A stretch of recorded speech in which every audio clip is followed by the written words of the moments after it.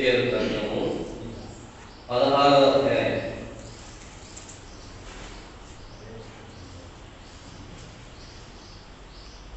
కొన్ని వచనాలు మనము మార్చి చదువుకుందాం.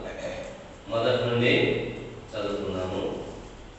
మరియు యెహోవా వాక్కు నాకు ప్రత్యక్షమై ఇలా సెలవిచ్చెను.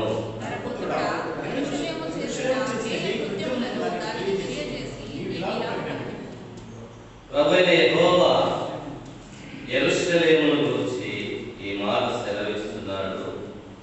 నీ ఉత్పత్తియు నీ జననమును కనానీయుల దేశ సంబంధమైనది. నీ తండ్రి అమోరీయుడు, నీ తల్లి హిత్తీయురాలు.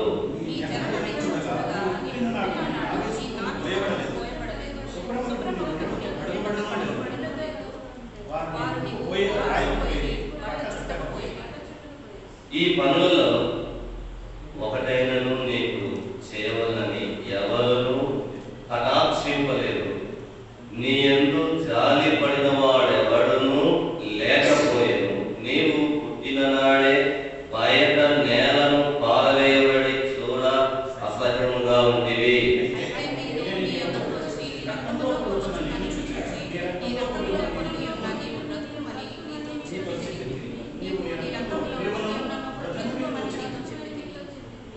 మరియు నేల నాటబడిన చిగురు బుద్ధి అన్నట్లు నేను నిన్ను బుద్ధిలోనికి తేక నీవు ఎదిగి పెద్దదానవై ఆభరణ భూషితురాలవైతివి. దిగంబరివై వస్త్రహీనముగా నీకు స్థనము ఏర్పడెను, తల వెంట్రుకలు పెరిగెను.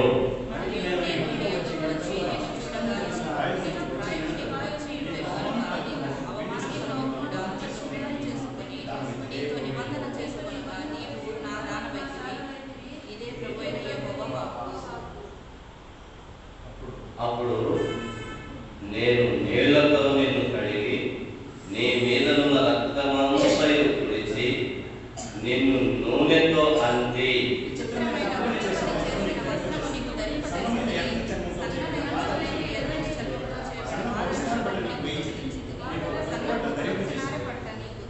మరియు ఆభరణముల చేత నిన్ను అలంకరించి నీ చేతులకు కడియము పెట్టి నీ మెడకు తగిలించి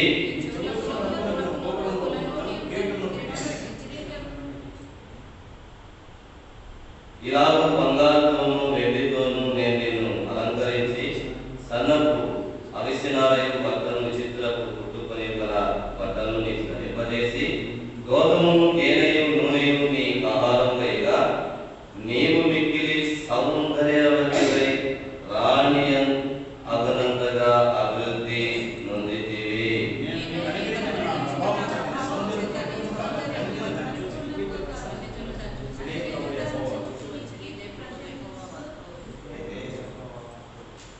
దేవుని ఆత్మ సహాయం కొరకై ప్రార్థన చేస్తున్నాం.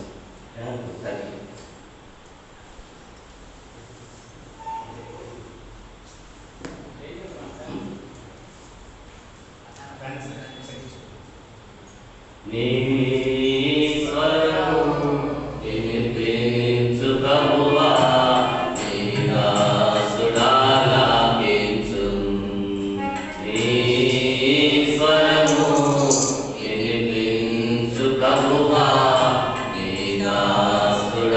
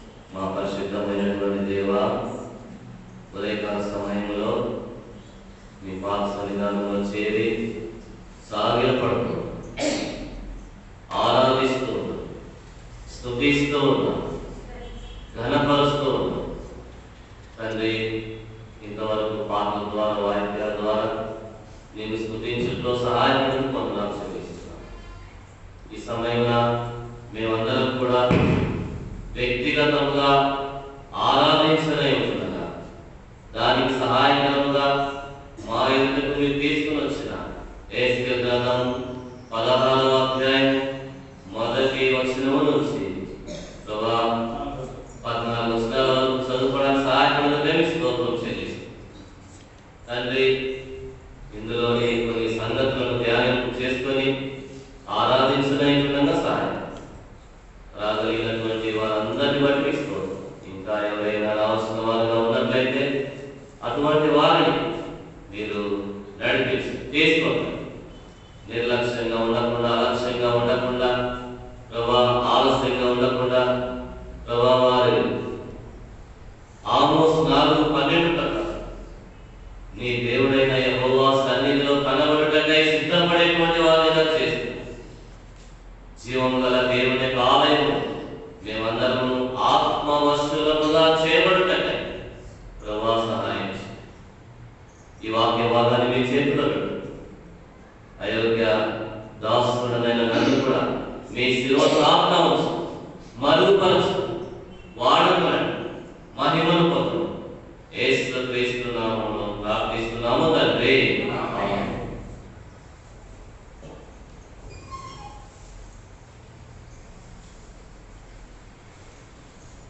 ఎహెజ్కేలు గ్రంథము 16వ అధ్యాయం. మనకు తెలుసు దేవుని యొక్క వాక్యంలో 66 గ్రంథాలు ఉన్నాయి, 66 పుస్తకాలు ఉన్నాయి.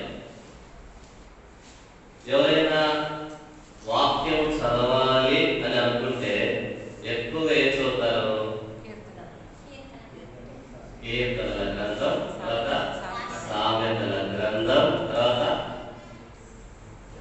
మత్తయి సువార్త, కొత్త నిబంధన చదువుతారు.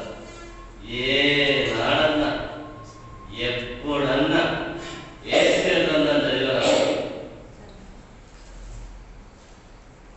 నువ్వంటే చదువుతావు, అందరూ చదవతా.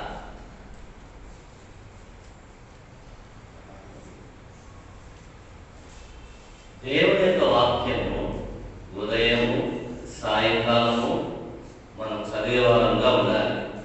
వీలైనంత వరకు మధ్యాహ్నం 12 లోపల పాత నిబంధన గ్రంథాన్ని చదవాలి. అంటే ఉదయము పాత నిబంధన, సాయంకాలము క్రొత్త నిబంధన. విచారకరమైన విషయం ఏంటంటే మనము పాత నిబంధన గ్రంథాన్ని చదవము. ఎందుకంటే అర్థం కాదు కనుక. మీకే కాదు, కొత్తలో నాకు కూడా అర్థం కాక అసలు చదివేటువంటి కాదు. తర్వాత దైవజనులు సేవకులు చెప్పేవారు, నీకు అర్థం కానీ అర్థం కాకుండా పోనీ, చదవడం అయితే నువ్వు చదువు అనేవారు.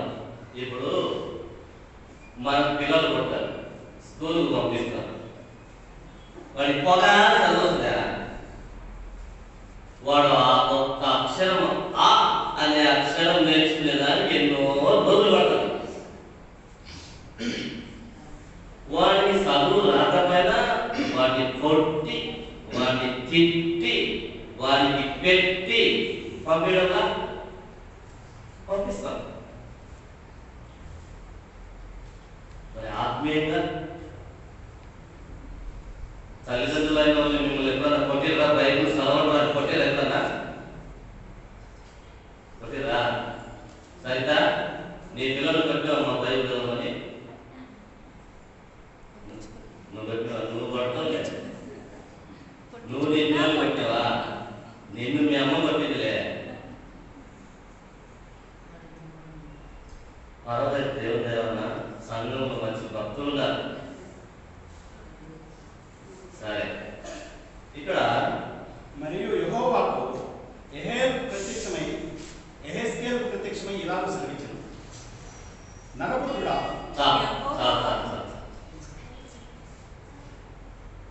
సంఘంలో నేను చాలా సంఘాలు పెట్టుకుంటాను కదా, ఎహెజ్కేలు అనే పేరు ఏమైనా పెట్టుకుంటా? ఏంటి పేరు కాదు, కానీ ఆత్మీయంగా ఉంటాయి చూడండి సంఘాలు. ఇప్పుడు సిటీలలో హైదరాబాద్ కానీ కొన్ని పెద్ద పెద్ద సంఘాల్లో ఏసుకెళ్ళి అనేటువంటి పేరు ఉంటుంది. నేను నందలూరులో సేవ చేసినప్పుడు ఒక సంఘ పెద్ద పేరు ఏసుకెళ్ళి.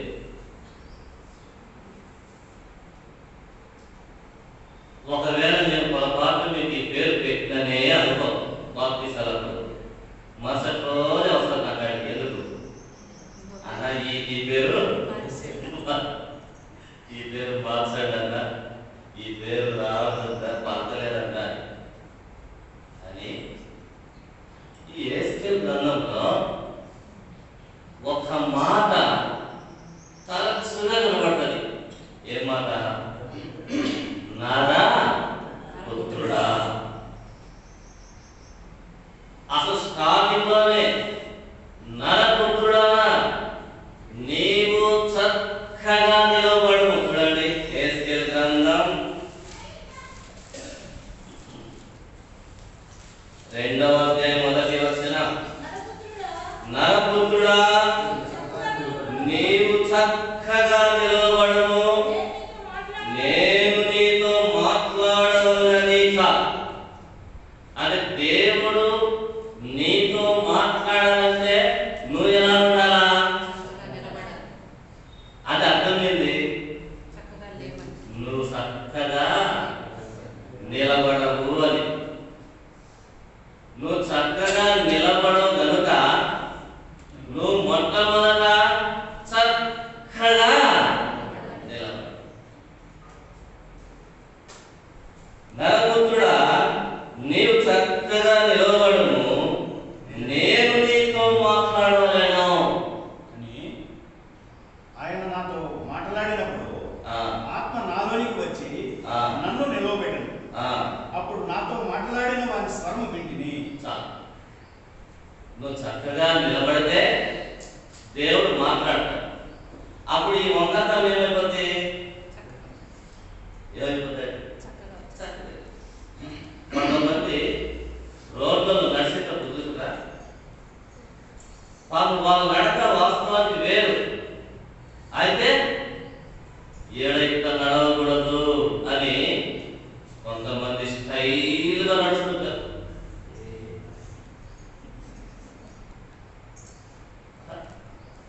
కొంతమంది అసలు ఇంత కాదు నడిచేదని ఒక్కో చోట ఒక్కో టైపులో నడుస్తారు. స్టైల్.